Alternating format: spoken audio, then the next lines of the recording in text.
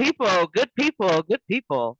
Welcome to another edition of Commanders Wrap, where you get all your relevant Commanders news in 15 minutes. I'm your host, Dr. Wonderful, Doctor of Writing, Professor of English, and avid Commanders fan. I'm joined here by my co host, Kevin Bain, and we air every Sunday at 9 a.m. Eastern on YouTube and replay at 10 a.m. on Spotify, Amazon Music, and Audible. Hey Kevin, how are you doing today? I'm doing awesome. Good to hear. Good to hear you. Everything seems like it's going good with you, and I hope anybody that's listening is doing well. And can't wait for this draft to start. Oh my God, this is the worst time of the season and the best time of the season, right? It's the Yes, best of yes. times and the worst of times. But we're going to jump right into our first segment. Who's on the move? And last week we talked about all the new and returning D linemen and made some predictions about who is and isn't staying on that D line just because there are so many bodies and we're expected to draft even more. Now we're going to shift that talk to the offensive side of the ball, specifically O line. As we know, Washington brought in left tackle Laramie Tunzel via trade and guard Nate Herberg in free agency. We know the Tunzel move means Coleman is the one on the move. But with the Nate Herberg signing, I'm wondering if Coleman is moving to right tackle instead of guard, where scouts and some fans have projected him to go early on. So, what do you think, Kevin? Where's Brandon moving? So yeah, really, really good question. And honestly, I have thought about this back and forth, and I don't know. I I've looked into it, and of course, there isn't anything definitive put out by the team yet. Um, as you mentioned, Tunsil and then bringing in Nate Herbig. I think Herbig, I think he's just here as more of a depth player. I know Philly signed him in 2019 as an undrafted free agent. He spent a few seasons there playing right guard, and then he went to Pittsburgh in 2023. He was a backup there. And he did end up starting 2 games, and that was the last year he was allegedly going to actually compete for the starting center position. He suffered a torn rotator cuff, I believe it was, in training camp, and his season was immediately over before it began. He was put on IR. But yeah, with Coleman, um, I can see him possibly starting at either guard or tackle. Like I'm just thinking, could he start at one of the guard positions until Cosme returns, and then start taking over at right tackle? Or another possibility, does he bump Allegretti and stays inside? Wiley played okay last season. I'm not exactly, just me personally, I'm not the biggest Wiley guy, but he did play better from 2023 to 2024, hands down. Um, I know Cosme misses some time here, probably significant time. But when he does return, does the starting line look like Tunsil, Coleman, uh, Beadads? I'm probably pronouncing that wrong.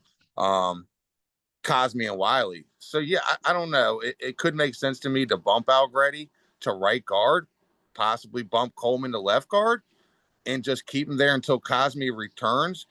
On the flip side of that, I'm thinking when training camp starts and it gets going, that we very well could line him up at both positions and just maybe see what works best.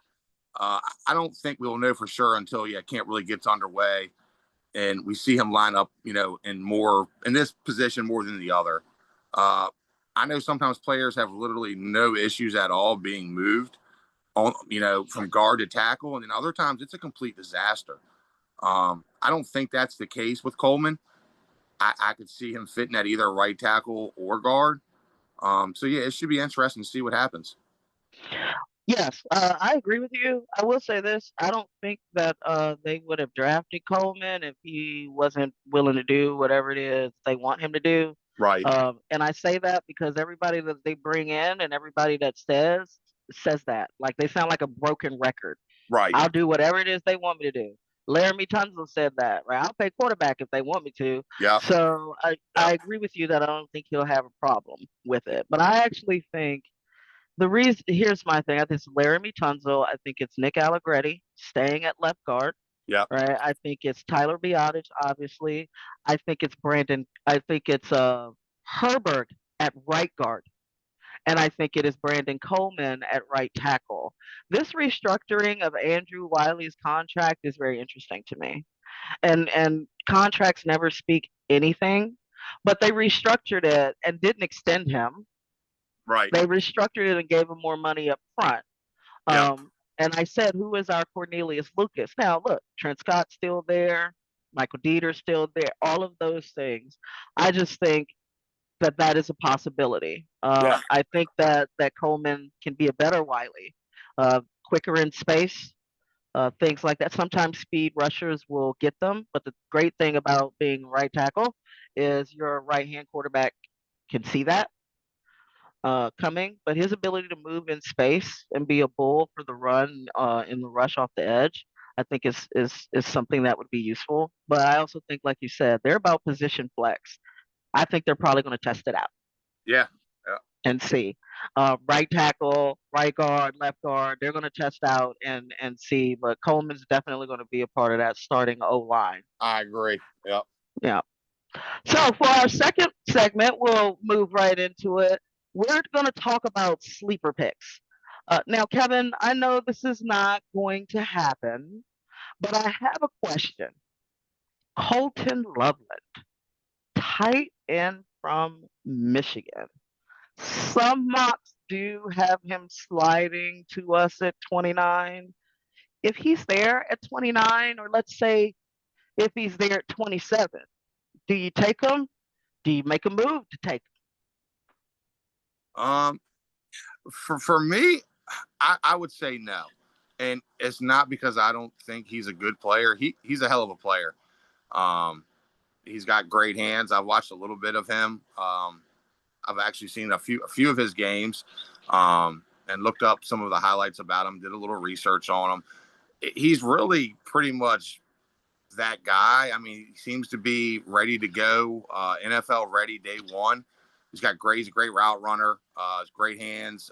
One thing that he really does really well is yards after the catch, which is so important.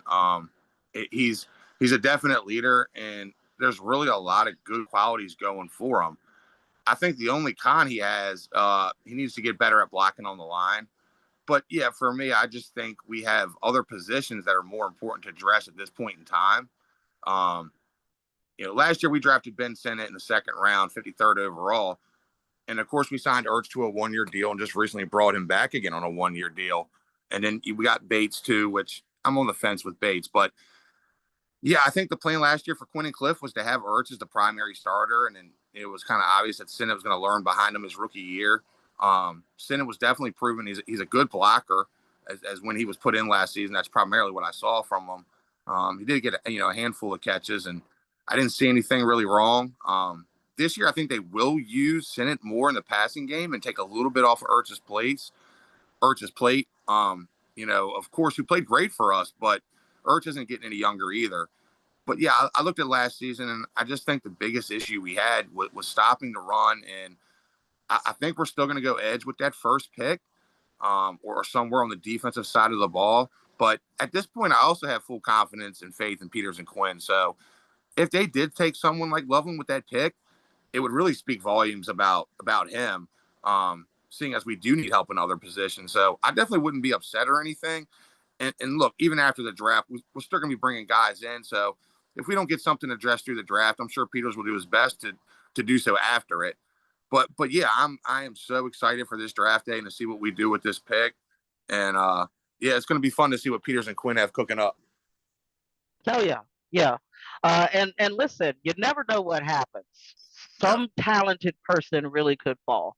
Yes. That makes it very hard to pass them by. And hey, sometimes you don't pass on talent; you just figure it out, Yep. right? And if Yep. Yep. and if Colton Loveland is there, and that's that you got him. You just figure it out. Right. Exactly. You, There's you that. know Yep. They were game changer players, right? Like. exactly. You just figure it out if someone like that falls.